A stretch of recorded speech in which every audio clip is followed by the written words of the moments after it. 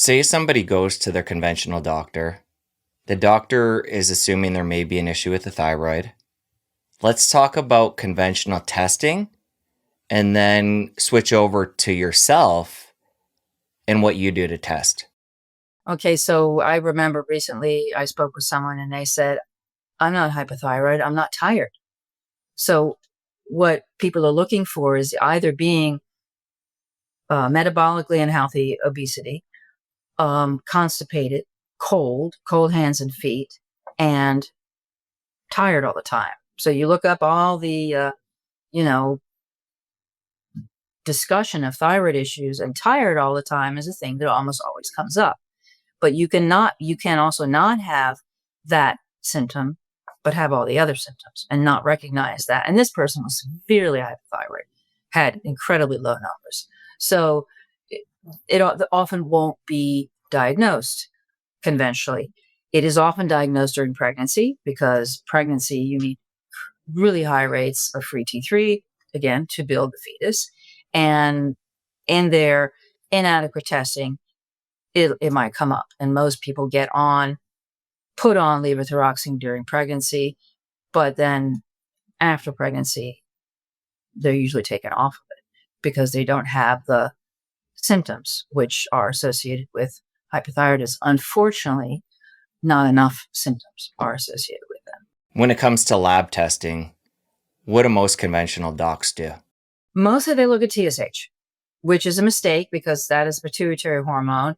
That is a money issue. You test one thing, you think you figured it all out. TSH is basically irrelevant because you can have people with high TSH who have hypothyroid symptoms and people with low TSH who have hypothyroid symptoms. So, or normal TSH. The range is much too wide. Of course, we know the statistics are based on people who are not very healthy anyway. So, what are we going to, the ranges were compiled with a certain, uh, demographic group that doesn't necessarily represent everybody. If you're lucky, free T4 will be tested. Again, that's inactive, or T4, total T3. So there you have to underline the fact that total T4 is attached to proteins. So, you're not measuring anything. Total T3 is attached to proteins to go around in the bloodstream. We know that proteins carry everything around in the bloodstream. For the same reason, you should test all steroid hormones with salivary testing, because also the steroid hormones are carried around in the bloodstream by proteins. I recommend testing free T3 and free T4. And if there's inflammation, if there is a mixture of hyper and hypo symptoms, that usually means nodules and inflammation. Also testing the thyroid antibodies, antithyroid globulin, antithyroid peroxidase. Okay, so we have the antibodies, free T4, free T3, and you mentioned doing salivary testing. Cortisol. That's for the cortisol. Yeah, but I always do both. So I have a protocol. I don't have to see the antibodies because the protocol will not change. Antibodies are caused by inflammation. My protocol is to reduce inflammation. So most doctors will see antibodies and say, okay, we'll just keep an eye on it. Maybe we'll have to do something about it, meaning, nuke your thyroid. If there's a goiter, they say the same thing. We'll keep an eye on it. If it becomes malignant, we'll cut it out. Instead, what doctors used to do was address the inflammation, but also give the person natural desiccated thyroid so the inflammation thyroid was not falling over itself and, with, scabs on his knees trying to produce this life essential hormone. And it could heal by not having to work so hard. Okay, we're going to move into your protocol. But first, to get the full lay of the land here, let's talk about different conventional diagnoses when it comes to the thyroid. We've talked about a lot of different pieces here, but bring in hyper, hypo, autoimmune, so we can have a full understanding before we dive into your protocol. Okay, so hypothyroid means your thyroid is unable to produce the necessary hormones for you to function optimally. Hyper means your thyroid is producing too much hormone, and you can have the symptoms of a hypermetabolic state, in the sense that you can have palpitations.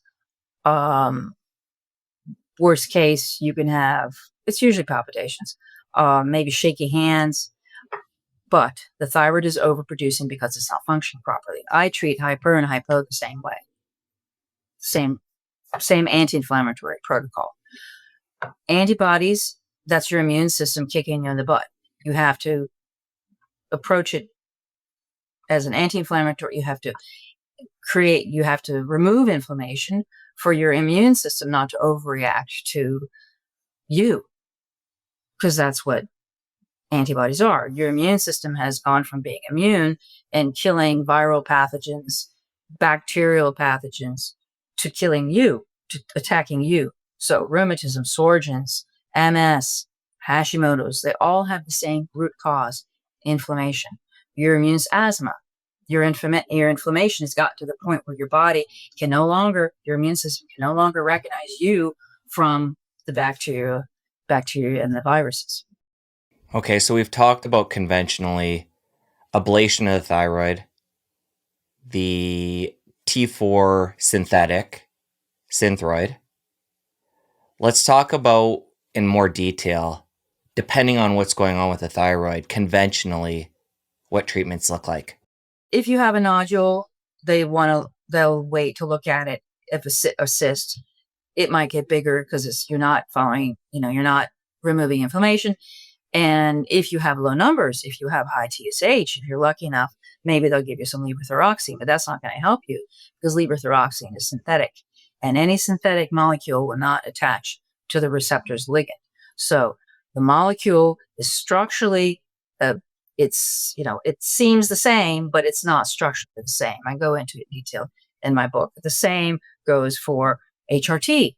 Those molecules do not attach to the receptors. So you're basically taking nothing.